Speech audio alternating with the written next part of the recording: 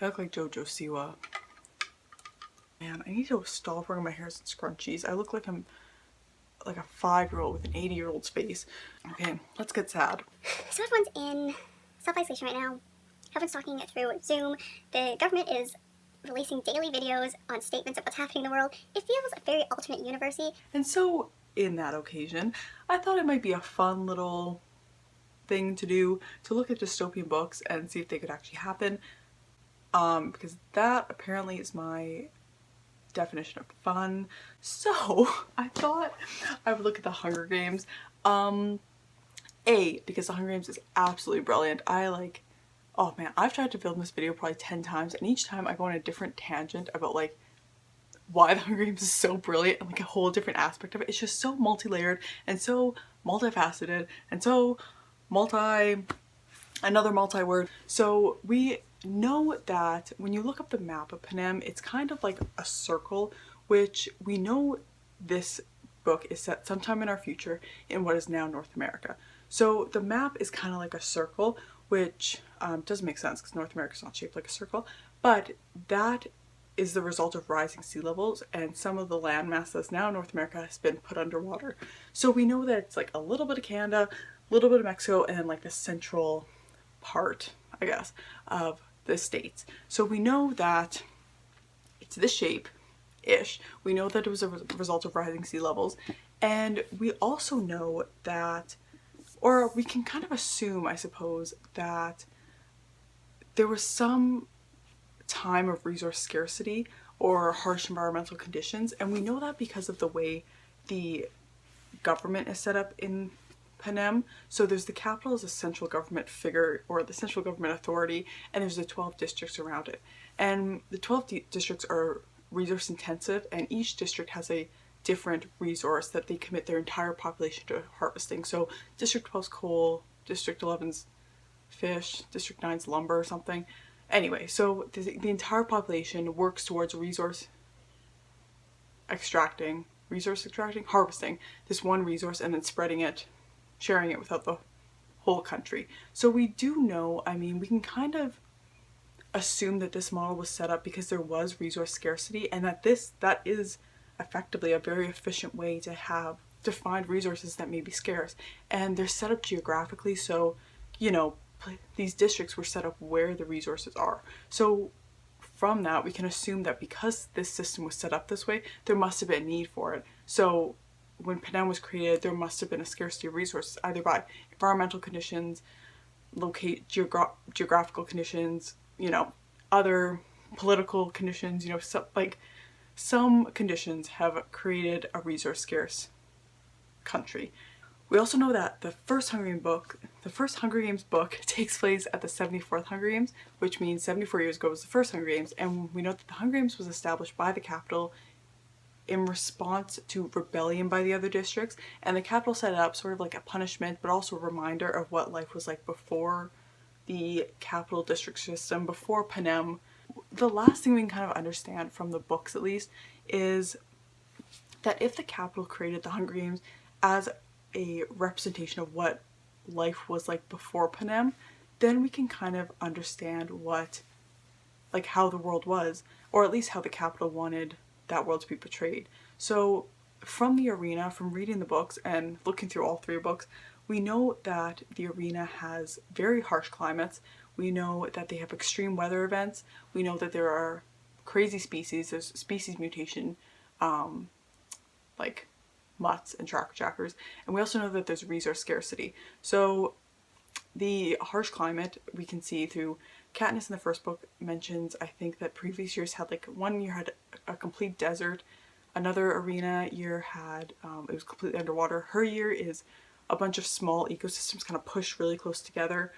There are extreme weather events ranging in frequency. So in Katniss's year, there's a fire. She gets caught in a bushfire that lasts for like a day and a half or something. There's fog one year, there's tsunamis another year. There's like all these kind of like crazy sequential, very frequent weather events that sometimes the players get caught in. There's species mutation, so the gameskeepers create species and adapt and mutate them. So there's new species that have never been created before or never been seen before by the players, and they very typically chase the players or try to kill them. So Katniss here, it's the tracker jackers that infect you with hallucinogenic stuff, or there's the mutts with the faces on them of her fellow players. And lastly, there's a scarcity of resources, which essentially is the whole point of the Hunger Games, is that it's a survival of the fittest game. They're very resource scarce. Some, you know, there's very few areas where you can get the resources you need to survive in the game. There's, this area you can get water, this area you can get wood to make arrows. Like the gameskeepers drop things that the players need in very one spot and they all have to go there to find it. So we know that's resource scarce, and also it is a survival of the fittest game. So, scarcity of resources. So those four things is what is portrayed in the arena, and what is shown by the capital is what life was like before Panem. And if we look at our future, those four things are actually like potentially present. So global warming, we don't really know like what's going to happen with global warming. Scientists have made predictions and, played out scenarios. However, we really don't know what's going to happen because no one's ever experienced this. We've never had a world where it's X amount of degrees above the level we're currently at. So, these situations could very well be possible, and we're seeing them a little bit today. So, the harsh weather, we don't really know what's going to happen in the future. We don't know how the Earth will react to rising sea levels, how it will react to being warmer. There could be oceans dried out, as well as, oceans rising. It could create like a myriad of environments that we're not really prepared for and we haven't seen before, especially in location specific areas, like all of California could go into a huge drought and never see rain again. And not that drought is something that California is unused to, but never seeing rain again, they wouldn't be able to survive and they'd have to change their lifestyle. Stuff like that, we just really don't know what's going to happen, and harsh environments could very well be, a probability. As far as extreme weather events, that's something we see currently and something that's been predicted to get worse and worse as climate change progresses. There's going to be more frequent extreme weather events happening, and that's actually seen, just a couple months ago, the Australian bushfires, it got to the point where the bushfires were propelling themselves and they created a microclimate for themselves. That was a very harsh weather. As far as species mutation, as global warming occurs, places around the world are going to heat up, and species and humans cannot adapt that quickly. We're not really meant to species are meant to adapt over hundreds of thousands of years, and we're really not meant to adapt within the span of 100 years. So species are going to have to travel, migrate, move around the globe to try to find areas that they can live. So, species are going to get pushed together. Also with the rising sea levels, it's going to decrease land mass. So species are going to kind of get pushed together in areas that they would have never lived in before, that maybe they wouldn't have experienced before, with other species that they may not have ever come in contact with, or not ever, but in a long time, in many thousands of years. So we don't really know what's going to happen when all these species get together. Disease, it's expected that disease might pass quicker between them because there's going to be more species in contact. We don't know which are going to be mating with which.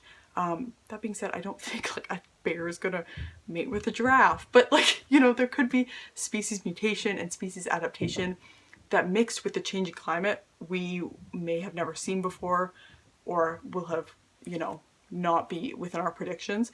And lastly, scarcity of resources adding into species having to move around. Humans are also going to have to move around to find climates that are suitable for us, as well as places that have enough resources to be able to feed us and make sure we're okay. So humans will probably move towards cities more and more. They're going to move further inland.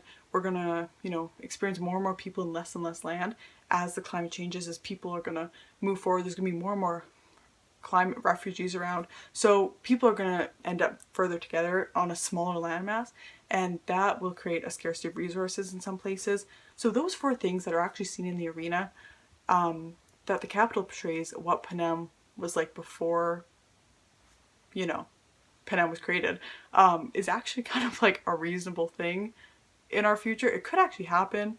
If the arenas reflect what Panem was before, you know, Panem began, we essentially could be Panem. No. Our future could be Panem's past. No. Panem's past could be our future. There it is. So it's not something that's like totally unreasonable. Like environmentally, we could definitely become the Hunger Games world, just on an environmental sense, which is terrifying. However, I don't know, as like a silver lining to this all, I don't know if like we would ever get to this, the Hunger Games societal level. I really hope we would never create an arena where kids have to go in and kill each other to survive. That would be a little bleak. That would be a dark time in human history.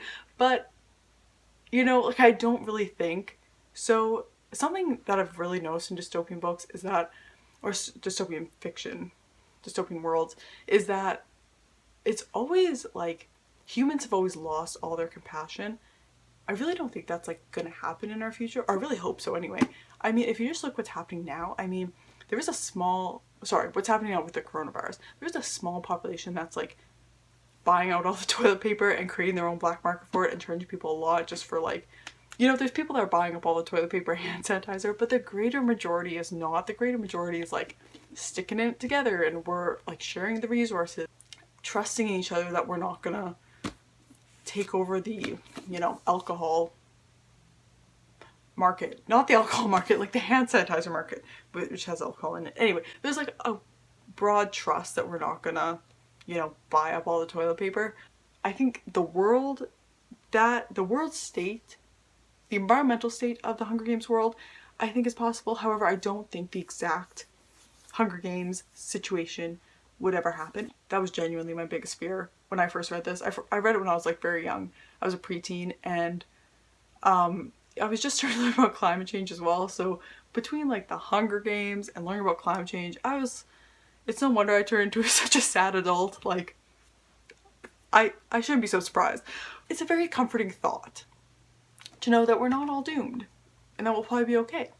So that was my half-ass analysis of the Hunger Games. I hope that you are well. I hope that your loved ones are well. I hope that your friends and family are well, and everyone's staying safe. And thank you very much for watching, and I hope you have a really good week. Bye.